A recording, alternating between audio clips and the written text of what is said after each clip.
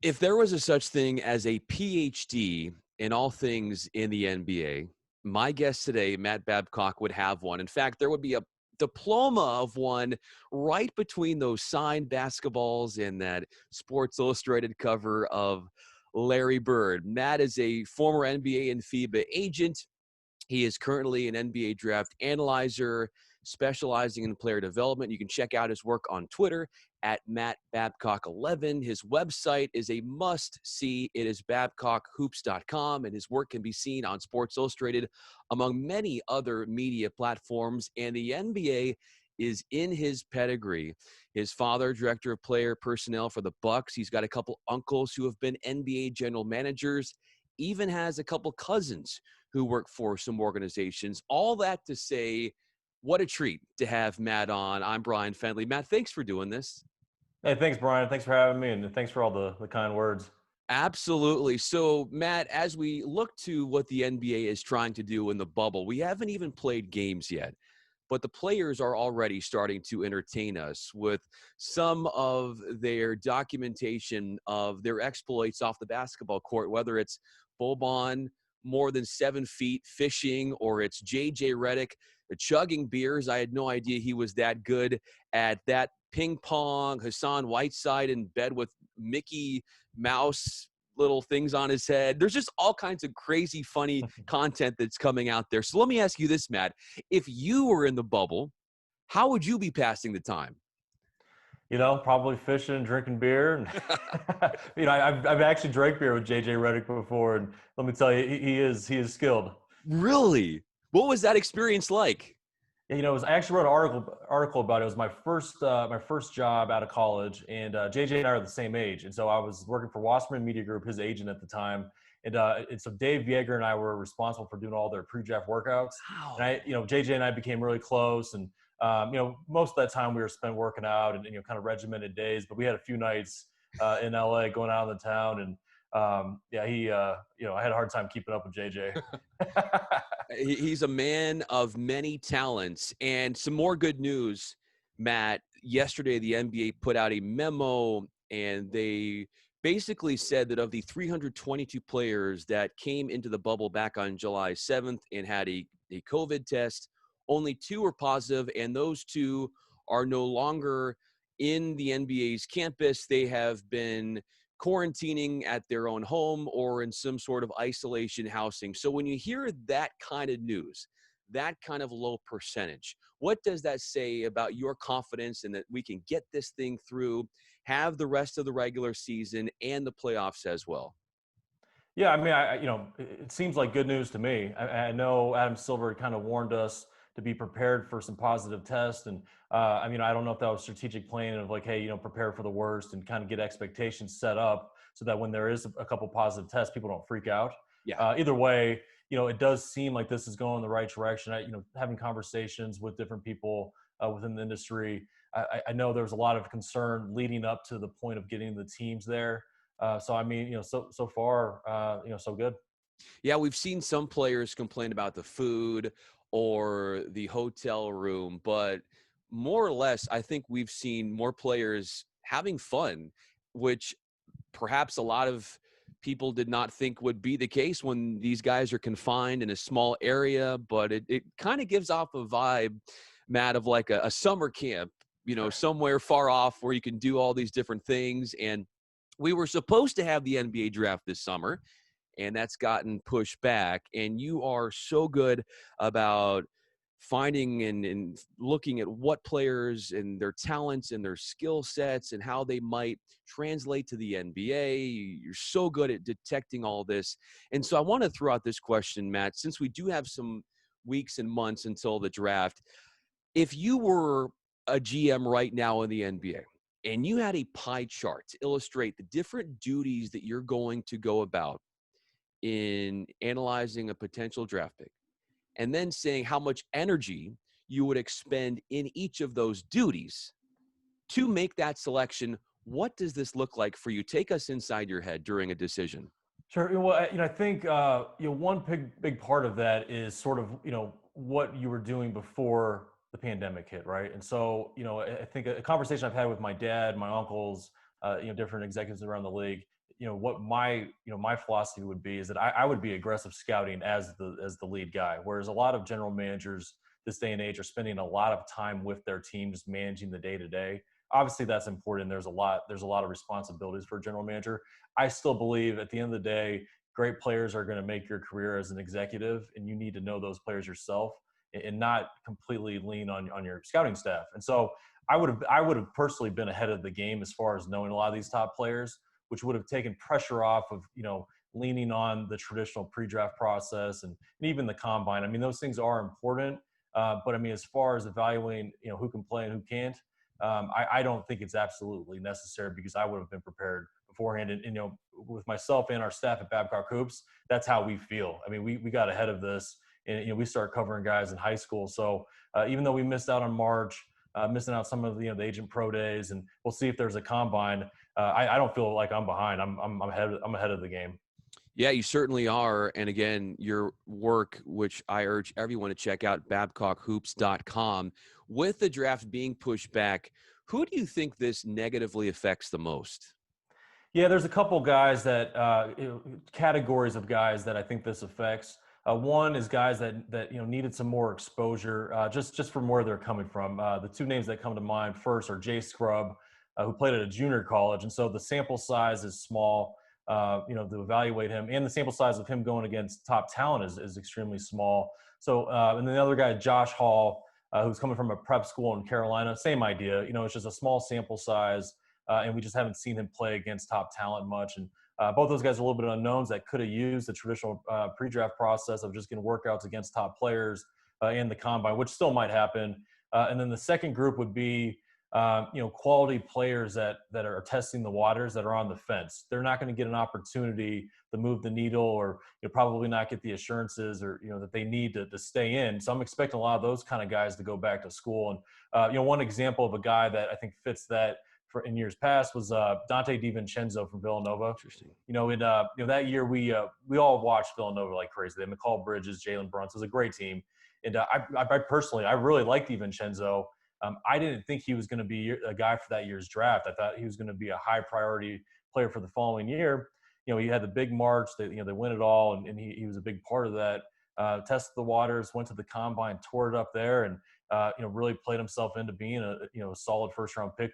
Which he went to the Milwaukee Bucks, and guys like that. I just don't think I ever have the opportunity of making that impact. These last months. Yeah, we've seen even in the NFL when they do have a combine, how there are players who had pretty good playing careers, but they get to that showcase event, the combine, you get all the scouts together, and all of a sudden it's like, who is this guy? And we've got to attend to him. And I hope, like you said, Matt, we do have a combine for the NBA so that these scouts can unearth some of this hidden talent that hasn't gotten as much exposure as some of the top flight Power 5 guys that are coming out of those types of schools. Do you find that with this added time that there could be some downsides to overanalyzing prospects, and that could maybe make it even more of a challenge for scouts and talent evaluators and front office folks? Yeah, dude, that's a conversation that we have, among ourselves with our staff pretty regularly. Of like, hey, we need to stay productive and stay busy, moving forward with guys. But let's not nitpick. Let's not try and let the media or a lot of these independent scouts, with social media these days, let that kind of stuff influence us too much. And a guy that I used to work with that was a former NBA scout. He had a really good comment. It was from a general manager that he'd worked under, and they always talked about, remember that feeling when you walked out of the arena when you evaluate that guy. Don't forget that feeling. And so it's sort of like your gut feeling, trusting your own evaluation and your own eyes and your own experience rather than being influenced too much. And so, like everybody else, I look at all these other mock drafts and some of these other comments, but like I really try and stay, focused on my own personal evaluations and my staff's. And so, we do what we need to and just try not to be an overkill type deal. Because I think you could, overanalyze and nitpick too much where you're talking yourself out of a good player. Matt Babcock joins us. Follow him on Twitter at Matt Babcock 11, NFL draft guru, player development guy. His work can be seen on babcockhoops.com.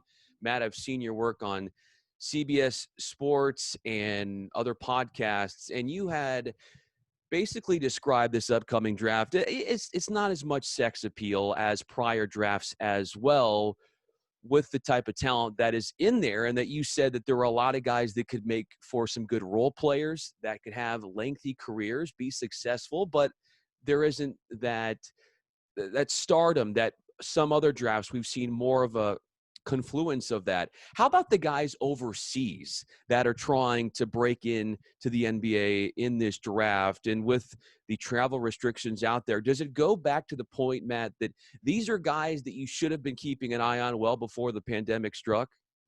Oh, absolutely. And I mean, I think, you know, it absolutely matters as far as, you need to get a head start on these international players. I don't think it's as big a difference with this pandemic than it is in most years. I think that is always sort of a pressure point.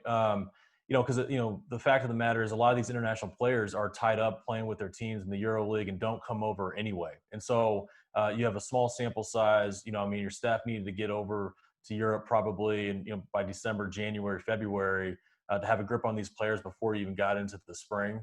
So the teams that did not get ahead of things might be scrambling a little bit and probably leaning on their international scouts a little bit more than usual. But yeah, I don't think they're going to be affected too much. Matt, last time I checked, your number one in the upcoming draft is James Wiseman, if I'm not mistaken. You've been very high on him despite his small sample size. How much thought do you think scouts are putting into the fact that he had that awkward departure from Memphis? Are these the kind of warning signs that you can look past, or that you kind of have to do some digging and research and say, can this actually be a deterrent to his stock? I mean, everybody takes a deep dive on the intel and getting to know these players. I mean, I think with James specifically, he's not a bad kid. It was a screwy situation, and I think if NBA teams were looking at any situation that's messy, a lot of these players would be looked down upon. I mean, the last couple of years with that FBI investigation, all the Sure. stuff that's kind of come to surface.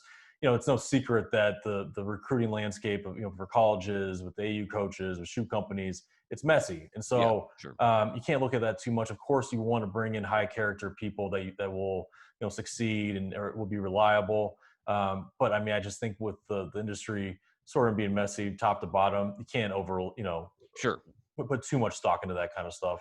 Totally. How about LaMelo Ball, a guy that went overseas? And so, how much better of a basketball version of him are we seeing by him going overseas, as opposed to taking the traditional normal route of AAU ball and playing normal American high school basketball? Yeah, I think it's hard to say. I mean, it's I think there's pros and cons of taking the traditional route of AAU, college, the whole thing, and going overseas. I'm assuming he's probably grown up. He's been forced to grow up quite a bit. But I think the biggest thing, like that opportunity, is good for the players. It gives them just an extra year of making some legitimate money. But as far as his development, I think it's kind of apples and oranges. Not necessarily better or worse. Yeah. How about Onyeka Okongwu? Seems to be a surefire top 5 selection in this upcoming draft. How do you expect his athleticism and rim racking abilities to translate to the league? Oh, I think it's going to translate seamlessly. I think he fits the way the game's played so well right now because he is a bit undersized for a 5, but he's only 6'9", but he's long arms, strong as an ox, jumps out of the gym, and I'm very very excited about Okongwu. How about the excitement for Obi Toppin, who won over America last season, Matt, by leading his squad Dayton into national prominence? But are we overlooking his limited abilities to create his own shots? We know his athleticism. We know his ability in transition. So are we not taking into account that he can be able to create off the bounce by himself? And who would you relate him to, or say he plays the most like, say, a current NBA guy or somebody in the past? Yeah, and as far as offensive limitations, I'm not worried about that at all. I actually think his style of play and being able to play within a system is perfect for today's game. He's really a prototypical power forward on the offensive side of the ball. Defensively, that is where the concerns come. I'm not as concerned with him as some people are. But that is definitely his big negatives. He's just not that great defensively. As far as the comparison goes, I mean, Stoudemire's name's been thrown around. I mean, I think some people forget when Stoudemire was in his prime before he hurt his knees was so big time.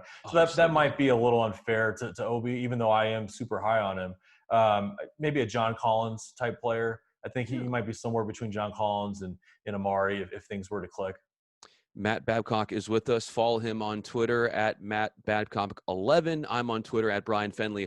I was listening to your prior podcast. I believe it was with Sam Vicini, and you raised some question marks about Anthony Edwards, if I'm not mistaken. Why does he give off that impression to you that he perhaps is a bit unproven at this point? Well, I think he's the best raw talent in the draft. I mean, he's got the most upside, and you mentioned it earlier. This isn't a draft where there's a consensus number one or number two guy. But I think if you talk to anybody within NBA circles, everybody would say that Anthony Edwards has the most upside. And LaMelo Ball might, some people might say LaMelo. I think generally speaking, though, Anthony Edwards is that guy with the most upside. He's just, he's a little bit of a product of AAU basketball. I mean, he's really talented. He's capable of making challenging shots, but he just doesn't always play that hard, doesn't always make the right decisions, just really hasn't learned how to play the game the right way yet. And so even though he's, uber talented, he's got some polishing up to do. And, I think he's probably going to be able to do it on some level, but there is some risk there because, he has to actually do it. Yeah, sounds like once he gets the fundamentals and some of that skill work honed in, he's going to be very special.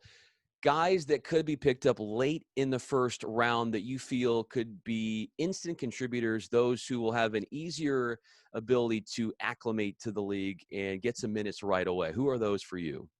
Yeah, I mean, I think it's some of the older players, which is not many, and Yeah. so guys that may be late first, early second, solid second type picks. Elijah Hughes from Syracuse, I think he's a guy that could step in right away. Jalen Harris from Nevada, and then Malachi Flynn, a point guard from San Diego State. Those are the three guys that, depending on the team and where they're picking, could be nice snags, and maybe sort of like a Malcolm Brogdon type deal where he slips to the late first, early second, but ends up playing a major role for a team. Cassius Stanley putting his name in the NBA draft, a former Dookie, and his videos on social media are a buzzing with his just acrobatic dunks. He's super athletic, just an incredible physical specimen. But do you feel like he's ready for the next level, or could he be better suited to come back at this point?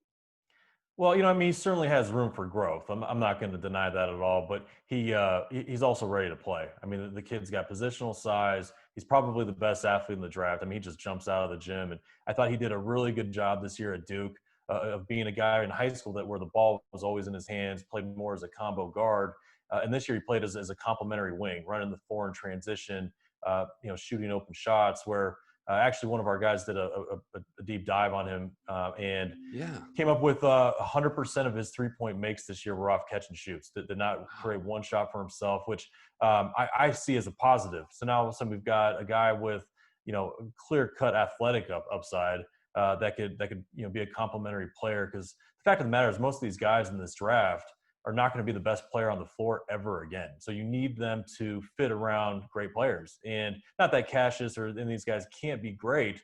I just think at least initially the way that we're going to find success is being a good complementary player. And so I think Cassius has some tools that translate to fill a role like that. Pivoting to your own playing career, Oh we boy. have a mutual friend. You're looking at it like, oh, what playing career? Oh, please. Right. Yeah. So we have a mutual friend in David Grace, and he was your coach at one point. So no sugarcoating. What was it like having him leading you in your basketball lifespan? Sure. Yeah, just kind of give you a little background on the situation. So I had played a couple tournaments with the Compton Magic. I didn't live in LA at the time, but Tope, the head of Compton Magic, has been friends with my dad for a long time and invited me to play some camps with them or tournaments. So I came out, and David Grace, if I remember correctly, was a high school coach in Phoenix Yeah. at the time, and he was the coach. First time I ever met him. Really great guy, just great energy. I mean, wasn't afraid to give it to you if you're messing up, but positive at the same time. Sure. Yeah, I really enjoyed playing for him, and he and I have kept in touch over the years, and Atope as well. And I see those guys quite a bit, and we talk quite a bit. Just good guys that are those are my guys for sure. Oh, they're special guys, class acts. Final question for you, Matt, and I was just curious. When you were at Arizona, did you ever have any overlapping with Josh Pastner? Yeah, Josh was my assistant. Really? Yep. Because okay, Yep. so I had Josh on yesterday, and he was talking about taking 33 units in a semester, and I was Yep. just curious what it was like being around him because I know that he was so passionate about the game Mhm. and that he basically did away with any social life. And if you had an example of just how committed he was and just how driven he was in basketball from something you saw in person. Yeah, absolutely. So, I mean, he was an assistant coach for Lute Olson, Hall of Fame coach, and Josh had been a walk on at Arizona before me, and really spent the big first bulk of his career at U of A, and he's just really well known for being a tireless worker. I mean, recruiting like that. We'd go pass by his office, and he was always on the phones working it, and just a great work ethic, very passionate about what he does, and he's had a lot of success. Been head coach of multiple schools now, and it's nice to see our U of A family kind of extending, branching out and finding success. Arizona basketball, those alums, anybody around the program, some of the best people, some of the most talented players to play the game. Matt Babcock, thank you so much for doing this. Really appreciate it. And we hope to talk to you soon. We'll do this again, hopefully soon. Yeah, thanks. Anytime. Let me know.